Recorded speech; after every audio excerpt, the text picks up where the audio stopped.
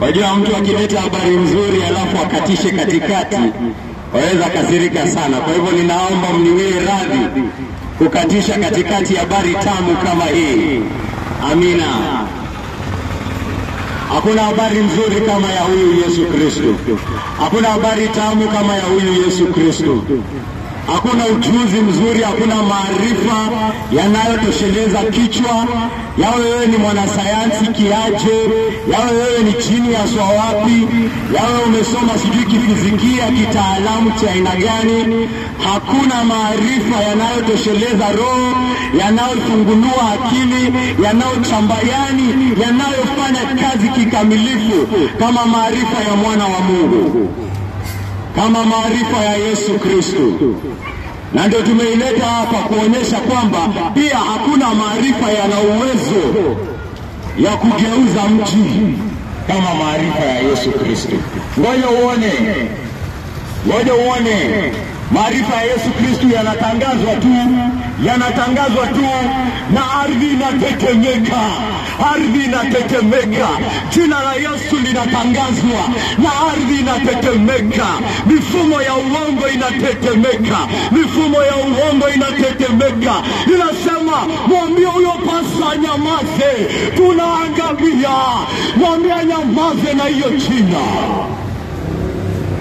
la Yesu Kristo. Ama mnafikiri ni pasta ako na nguvu? Pasta kijana mdogo huyu. Pasta ana uwezo wowote. Pasta ana nguvu. Ni jina la Yesu.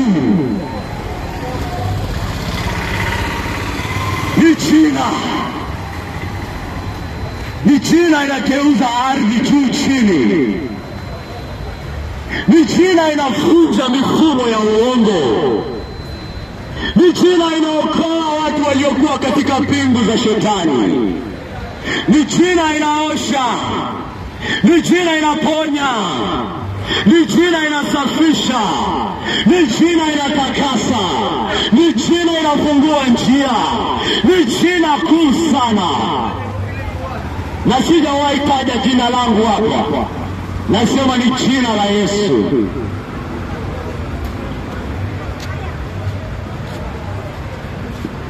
Ni jina la Yesu. Nitamwimbia huyu Yesu kwa sababu ya kuimbiwa. Bali mimi si songwriter, lakini naona inaingiana tu bado. Hakika ni wa kuimbiwa. Huyu Yesu ni wa kuimbiwa. Huyu Yesu ni wa kusifiwa. Huyu Yesu ni wa kuombwa.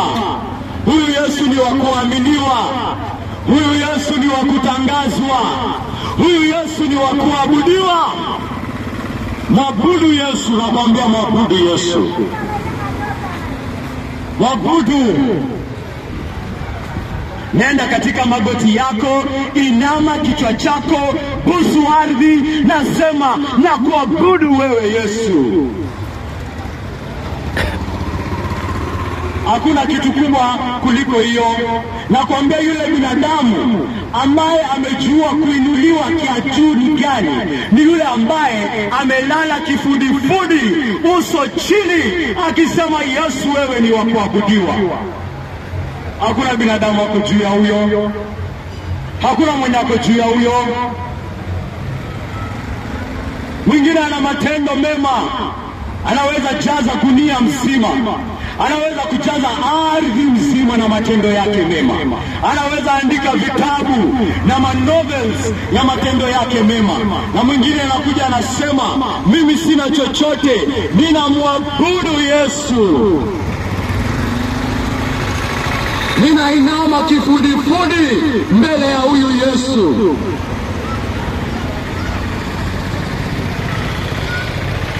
Mimi nakwambia huyu ambaye yuko mbele ya Yesu akiinama, huyo ndio yuko juu ya kila mwanadamu.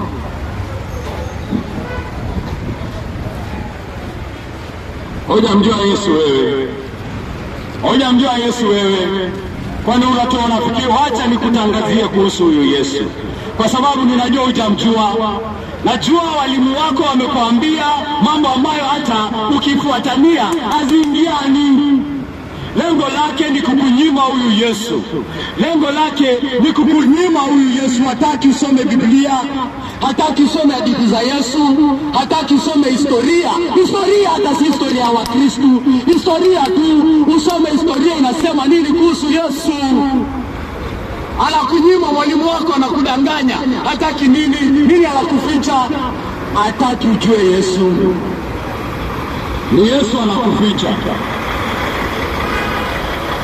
Kwa hivyo, kwa sababu mimi nakupenda, na mimi sitakuja hapa kudanganya mtu, kwa sababu nakupenda na kuletea hii habari free of charge, kwa sababu mimi pia nililetewa free, na nikasema atukuzwe huyu Yesu aliyeleta hizi habari kwangu. Atukuzwe huyu Yesu. Na ni ombi langu kwamba wewe pia utasema atukuzwe huyu Yesu aliyemtuma huyu kijana hapa kuhubiri. Acha huyu kijana kuhubirie kuhusu Yesu. Yohana mlango wa 5.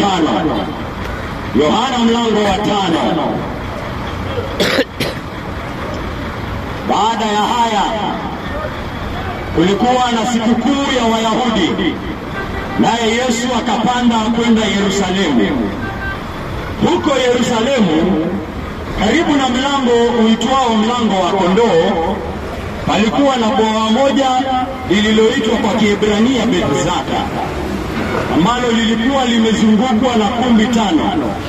Hapa palikuwa na idadi kubwa ya wasiojiweza, yaani vipofu, viwete na waliopooza, wakingojea maji yatibuliwe. Kwa maana malaika alikuwa akishuka wakati fulani akayatibua maji. Yule aliyekuwa wa kwanza kuingia ndani baada ya maji kutibuliwa alipona ugonjwa wowote aliyokuwa nao. Haleluya. Amen. Haleluya. Habari haijaishia hapo, inaendelea kukuambia hivi. Mtu mmoja alikuwa huko ambaye alikuwa ameugua miaka 38. Yesu alipomuona akiwa amelala hapo, naye akijua kuwa amekuwa hapo kwa muda mrefu, akamwambia, "Je, wataka kuponywa?" Yule mgonjwa akamjibu, "Bwana, mimi sina mtu wa kuniingiza kwenye bwawa maji yanapotibuliwa. Nami ninapotaka kutumbukia ndani ya bwawa, mtu mwingine anaingia kabla yangu." Yesu akamwambia, "Inuka, chukua mkeka wako uende." Mara yule mtu akapona, akachukua mkeka wake, akaanza kutembea. Kuna mtu amekuwa akinisikiza? Kuna mtu amekuwa akinisikiza?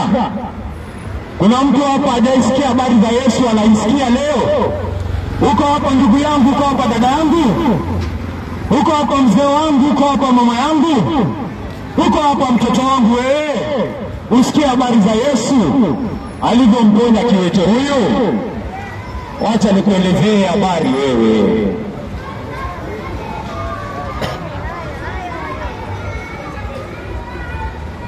Habari inasema Yesu Kristo amekuja pale katika bwawa la Bethzata, na katika hilo bwawa pamejawa vipofu, kama vile ambavyo wengi ni vipofu hapa.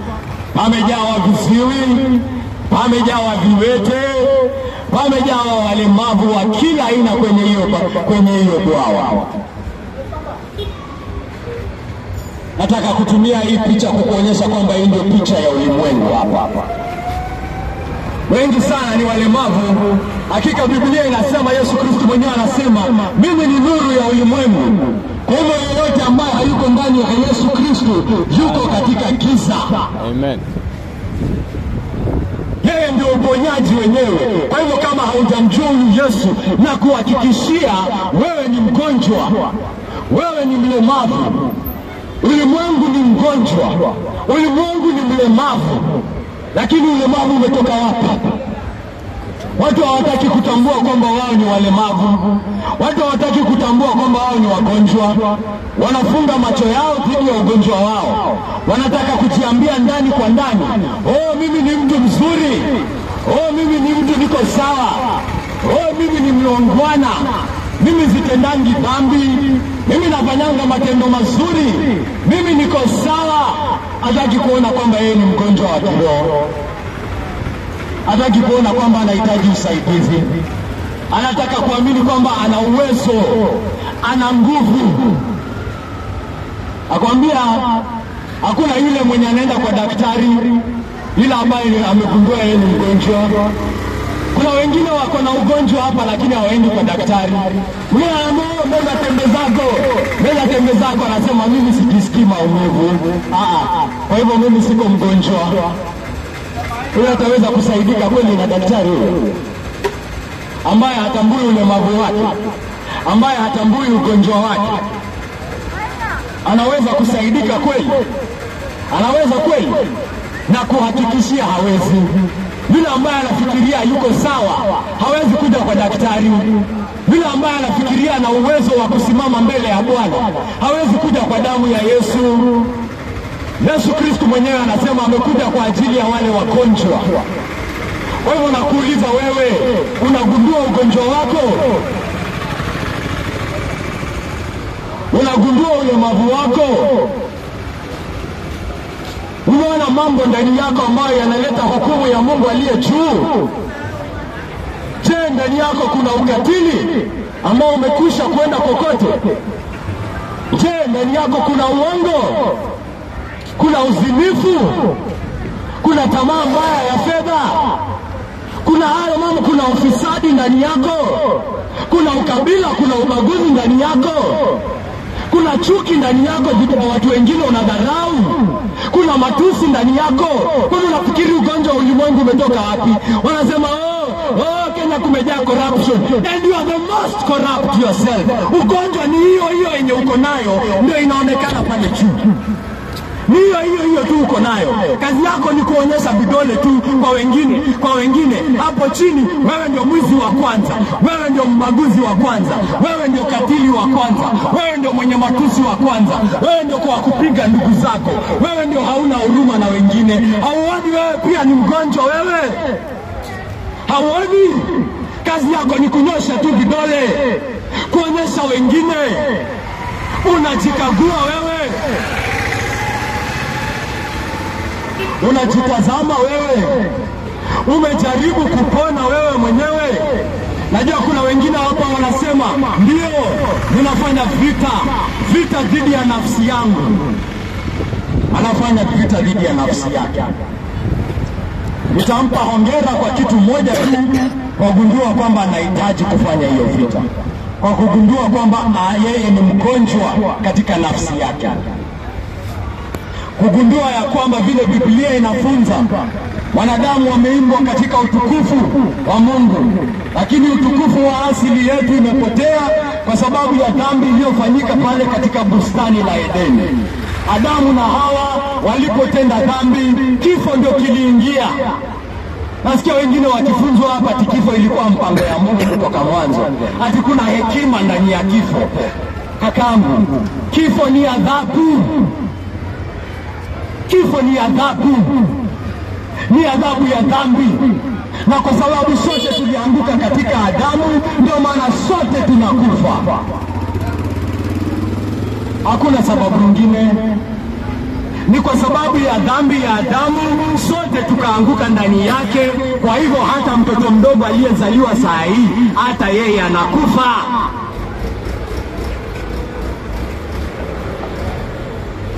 Hata yeye anakufa. Kifo kiliingia kwa sababu ya dhambi. Kwa sababu tumemwasi Mungu, utukufu wa asili yetu umepotea. Utukufu wa asili yetu umepotea. Kwa hivyo tulitoka kwa vumbi, tunarudi pale.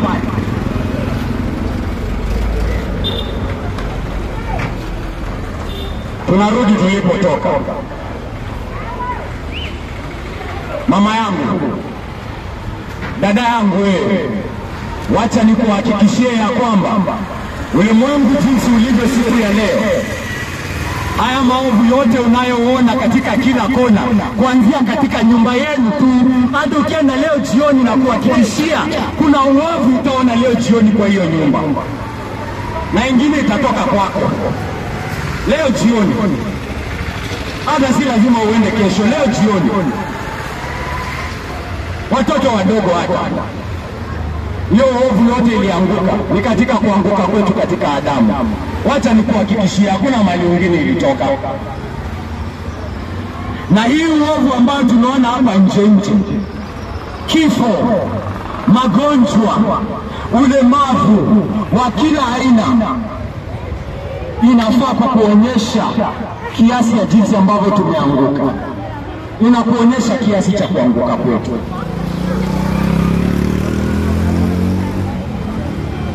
Hiyo kansa unaona inakushtua hivyo, ujue Mungu hakupanga kansa, ujue dhambi iko mbaya hivyo. Hiyo usaha inafanya nini ioze kabisa, mguu unaoza, ikuonyeshe venye dhambi inafanya roho ya watu kuoza.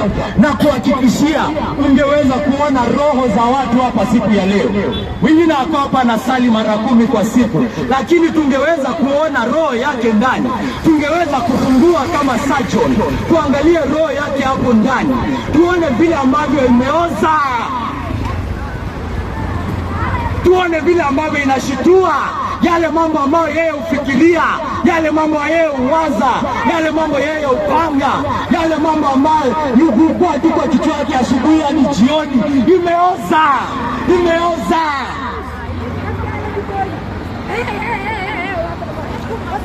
Mioyo ya binadamu imeoza. Ungeweza tu kufungua hivi. Mwingine hata ndio unaona hapa tunatangaza kuhusu kuoza kwa wanadamu, anataka kuchukua kiti kunipika. Yesu Kristo asifiwe. Anadhihirisha, anaonyesha wasiwasi. Mbona si lazima atanionyeshe kidole, si lazima niangalie mtu kwa jicho, nikwambia huyo ni wewe. Mimi si mimi nimekuja na hekima, ninakuambia diagnosis ya Daktari Yesu. Daktari Yesu anakuja anakuambia wewe umeoza, wewe ni mgonjwa, wewe ni mlemavu, unahitaji kuokolewa, unahitaji kuoshwa, unahitaji kutakaswa, unahitaji kupewa nguvu, unahitaji. Sema hapana, mimi niko sawa. Mimi sihitaji wokovu wako wewe. Toka hapa na wokovu wako wewe.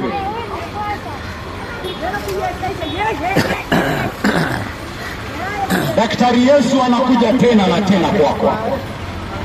Anakuambia ninakuja kwako kwa sababu ninakupenda mama yangu.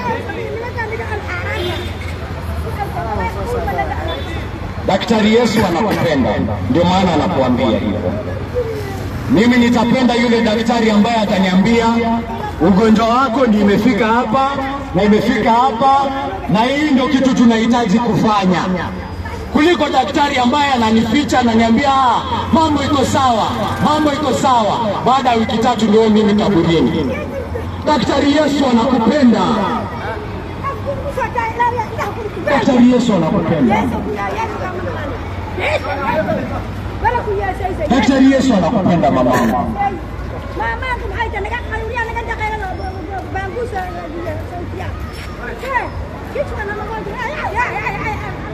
Daktari Yesu anakupenda.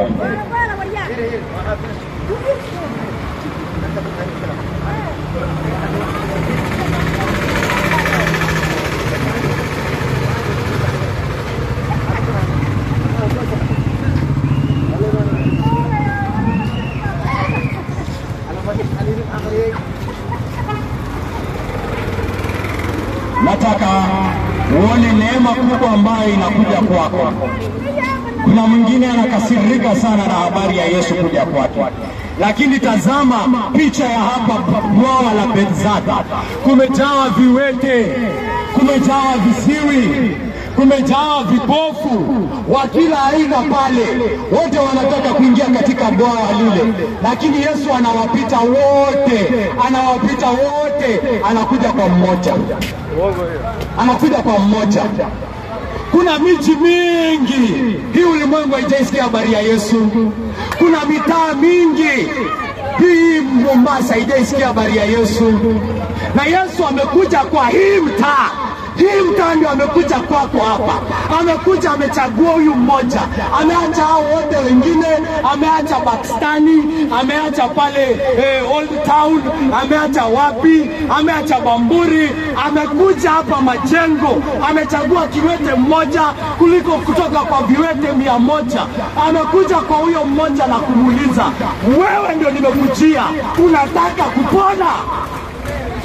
Unataka kupona? Ni wewe mama yangu amekujia na kuuliza, unataka kupona? Ni wewe amekujia. Ameacha vipofu wote, viwete wote, Mombasa yote, anakukujia wewe. Anakuuliza venye aliuliza huyu kiwete, unataka kupona?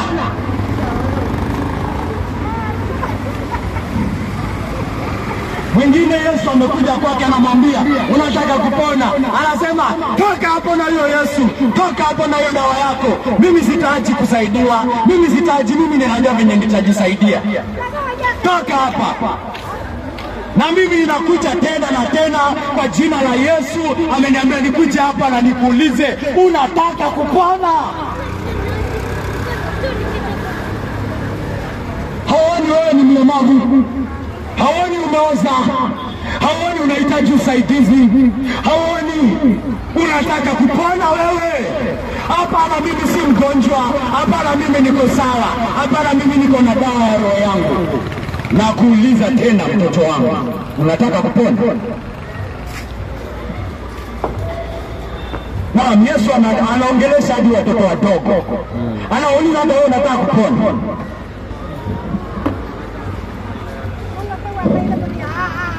Unataka kupona? Unataka kupona? Haugundui unahitaji kupona? Uko sawa Uko sawa? Haya basi. Mgonjwa yuko wapi? Yesu anakuita wewe. Mgonjwa uko wapi? Mgonjwa uko wapi?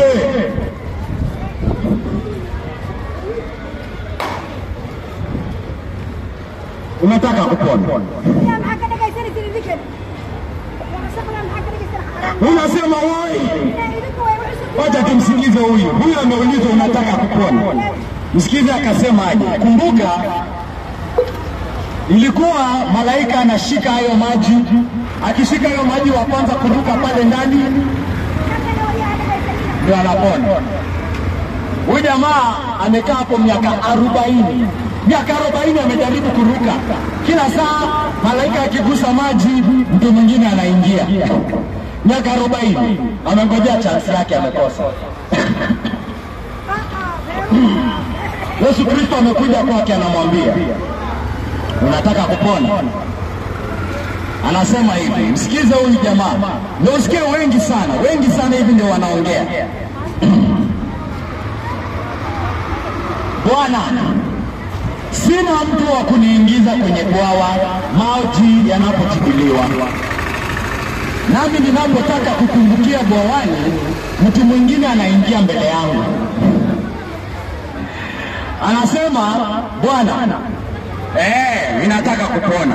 Ndio, ninataka. Nagundua mimi ni mgonjwa. Nagundua nataka kupona. Lakini pia njia ya kupona mimi ninaijua. Ni kuingizwa kwa hiyo bwawa. Na shida yangu pia naijua. Sina mtu wa kuniundisha kwa maji. Sina mtu. Kwa hivyo, kama unataka kunisaidia, kaa hapa chini tu na mimi, tutulie, tupige story, tukule lunch, alafu tungojee malaika pamoja. Malaika akikuja, uniangushe kwa maji wa kwanza. Hiyo ndio nimekuwa nikingojea. Anaambia Yesu venye atamsaidia. Anafunza Yesu jinsi ya kumwokoa. Na ndio maana tumekuja hapa siku ya leo kufunza watu, kuambia si hivyo unakuja kwa Yesu. Kwa Yesu namwambia ndio ninataka kupona tu. Mwingine ninakuja ninamwambia, kakangu, unataka kupona? Anasema ndio ninataka kupona, lakini shida yangu ni ninashindwa kufunga. Ninafaa kufunga mara 10 kwa mwezi, lakini ninashindwa. Nahitaji mtu anipeleke classes, nahitaji mtu anisaidie ndio nijue venye nitafunga, ndio nitaweza kushinda hii uzinzi wangu. Sio nimekuuliza unataka kupona. Wewe unataka kupona? Ninataka kupona, lakini nimekuwa nikishikanisha pesa ya kupiga safari moja kwenda Saudi Arabia, lakini pesa zangu hazijafika na ziligaribia, alafu shehe fulani akaiba akatoroka nazo. Sasa nimeanza tena from scratch. Nitapona aje? Na mimi ninaenda kupona kwa safari. Ninataka pesa. Kwa hivyo nisaidie, nichange nipate pesa. Kama unataka kunisaidia, nisaidie pesa. Mimi ninajua venye nitapona. Nataka kupiga safari. Sija kuuliza hiyo. Na kuuliza unataka kupona. Ninataka kupona, lakini sina pesa ya zaka na sina pesa ya kufanya matendo mazuri. Kwa hivyo kama unataka kunisaidia, nataka mnichangie hiyo pesa. Mkinisaidia nitalipa zaka, alafu nifanye matendo mazuri yangu yakuwe mengi, alafu ndio nitapona. Yesu hakuulizi hiyo. Anakuuliza unataka kupona?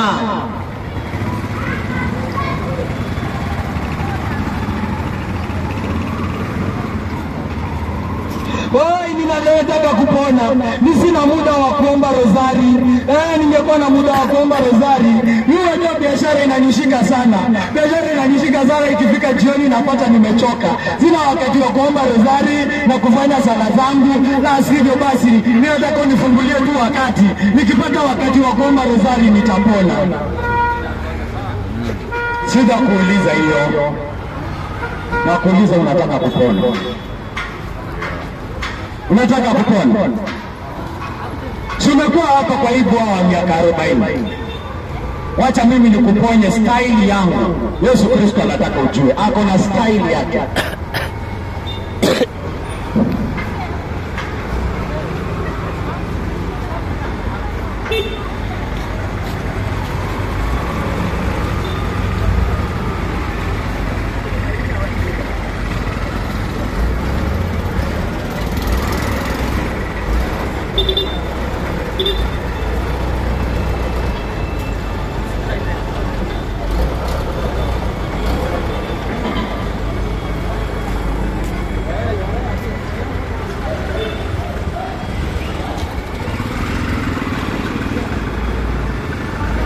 Yesu Kristo anaweza kukuambia jambo kama hili, kwa sababu alishuka kutoka mbinguni, yeye kama mwana wa Mungu, yeye ambaye yuko sawa na Mungu, yeye ambaye ni Mungu. Mungu ameshuka toka mbinguni. Mungu amechukua mwili. Angekuwa pamoja nasi hapa siku ya leo, pengine angekula chapo smoky, hata yeye angekula mayai hapa na sisi. Can you imagine Mungu ameshuka hadi kiasi cha angekaa hapa chini ya kule mayai na sisi? Yaani Mungu ana enjoy yale aliyoumba. Amekaa chini na wewe hapo chini ya umbrella pale. Amesema nikuongee ngapi? 2. Amesimama hapo tunapiga jokes. Mungu Mwenyezi ameshuka toka mbinguni, ametembea, amekula chapo smoky ya wakati wake, amepanda tukutuku za wakati wake, akiwa mtoto mdogo amecheza hizo mchezo za watoto za wakati wake. Can you imagine Mungu Mwenyezi anakimbia wakicheza hide and seek, wakisema umeniona, Na huyu anaona kila mahali, anaona ulimwengu mzima, na ako pale anacheza hide and seek.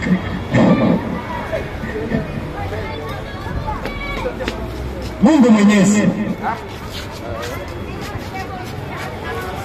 amekaa chini ya walimu. Mungu Mwenyezi anafunzwa. Nani anaweza kumfunza Mungu? Lakini ameshuka, amechukua mwili, anafunzwa pale. Ako pale chini anajadiliana na wanadamu. Mungu Mwenyezi. Can you imagine? Can you imagine? Amestahimili uovu wa wanadamu toka utotoni mwake. Kuna yule mwenye anaoneanga ndugu yake wivu, anaanza kumpangia njama. Haikosi kuna wengine walikuwa wanaonea Yesu wivu, wanampigia njama. Uovu wote wa wanadamu wamestahimili. Mungu Mwenyezi. Mungu Mwenyezi anakaa hapa chini na wewe, tuna enjoy tukiona kunguru wakifly, tukisema wow, hii ni beautiful sana. Mungu Mwenyezi. Can you imagine that? Can you imagine that? Mungu anawezaje fanya kitu kama hiyo? Si aweze kukuja kukuambia unataka kupona wewe. Unataka kupona? Unataka kupona? Kwa nini Mungu afanye hayo mambo yote? Ni aweze hata kusulubishwa. Yani amechukua uovu wa mwanadamu hadi msalabani. Hadi msalabani watu wamempiga Mungu Mwenyezi. Watu wamemtemea Mungu Mwenyezi mate. Watu wamempiga Mungu Mwenyezi mangumi. Watu wamemdunga Mungu Mwenyezi misumari. Mungu Mwenyezi ako pale anaipishwa mbele ya binadamu. Kwa sababu gani? Na aweze kuja kwako kuuliza unataka kupona? Unataka kupona? Unataka kupona? Unakuja sijui nafaa kufunga. La hasha. Unataka kupona? Damu yangu inatosha. Damu iliyomwagika inatosha. Unataka kupona? Kunywa damu yangu wewe.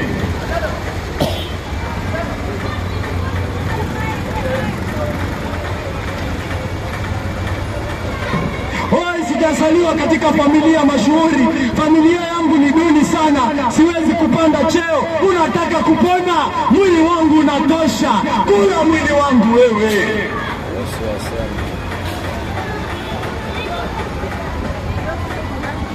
Unataka kupona? Sijazi amka saa 9 ya usiku. Niliamua hizo ndo masaa za kuomba. Na niliamua nafaa kufanya sala zangu zote kwa siku. Kwa hivyo saa nyingine najipata niko mvivu. Ningeweza tu kupata nguvu ya kufanya sala zangu zote. Unataka kupona? Tazama msalaba wa Yesu Kristo na upone. Tazama Yesu Kristo alimwambia, wewe mimi ninakwambia simama wewe. Wacha story hapa za sijui nikubebe, sijui ningoje malaika, sijui nikufanyie nini. Nakwambia simama saa hii, shika hiyo mkeka yako hiyo. Shika hiyo mkeka, beba hiyo mkeka. Twende, twende. Huyu jamaa hajatembea tangu kuzaliwa kwake. Anasema yes sir. Ameshika mkeka, amesimama kutembea.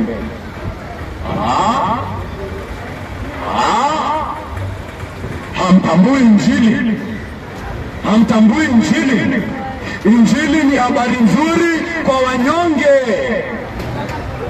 Injili ni habari nzuri kwa wasiojiweza. Injili ni habari nzuri kwa yule ambaye ameambiwa, "Oi, pigana na nafsi yako." Nitapigana na nafsi yangu aje? Usikuwa unakula sana. Anasema mimi ninapenda chakula sana. Nimejaribu kuacha kukula chakula lakini ninashindwa. Kakaangu, utajinyima chakula lakini hiyo wivu itakuwa hapo hapo tu. Hakuna mali inaenda. Tamaa yako ya pesa, si umejinyima chakula miaka ngapi? Imeenda mali kokote? Kiburi chako kimeenda wapi? Hasira yako imeenda wapi? Siko hapo hapo tu. Hadi unataka kuinua kiti kupiga mtu hapa mbele ya kila mtu. Hata una aibu. Hata aibu hauna.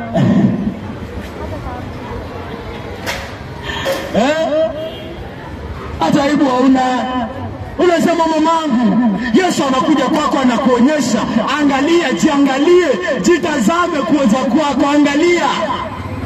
Angalia, jione, jikague na ukubali unahitaji wokovu. Kubali kila kitu umejaribu hadi siku ya leo, hakuna kitu imefaulu. Hata kufeli kwako kunaonekana waziwazi. Unataka kupona? Mimi sitaki kupona. Mimi nataka kutubu, kuongeza msumari mwingine kwa huyo Yesu. Toka hapa na huyo Yesu wako. Leta msumari mwingine nitaongeza mimi.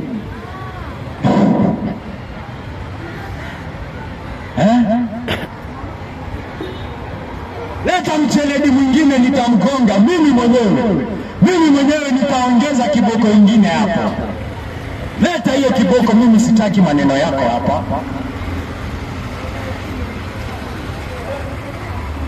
Mungejua kitu inaendelea sasa hivi katika kuhubiriwa kwa Injili kakama. Hukumu inaanguka juu yako, ninakuhubiria kuhusu mwana wa Mungu. Unafikiria nini? Unawaza nini? Unaona ni upumbavu? Unaona ni ujinga? Unaona ni nini? Mawazo yako kuhusu haya maneno yanafunua roho yako, yanakuonyesha roho yako ni aina gani. Ama ninadanganya? Ama nimedanganya? Nimedanganya? Neno la Bwana lina uwezo wa kukagua roho ya mwanadamu. Mimi ninatumwa tu kuitangaza, lakini inayofanya kazi katika roho za watu si mimi, ni neno lenyewe.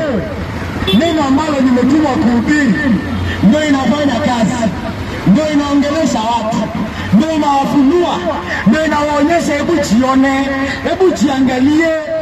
Si unaona ninakujua? Si unaona ninakutambua? Si unaona? Ninakushuhudia, mimi si neno ya mtu, mimi si neno ya uongo.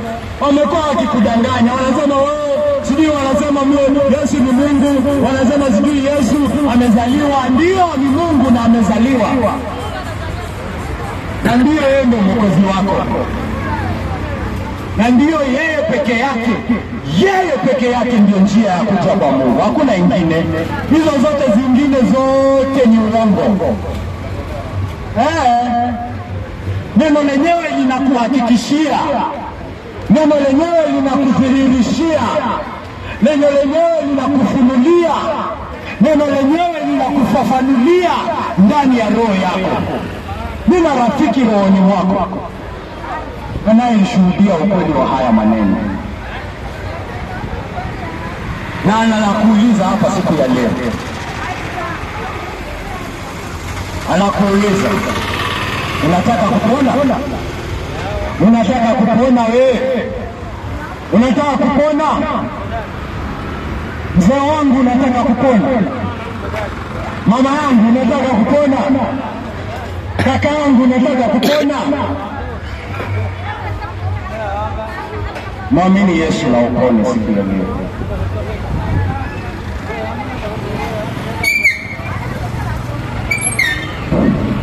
Mwenyezi Mungu wa milele, asante sana kwa neno lako tukufu.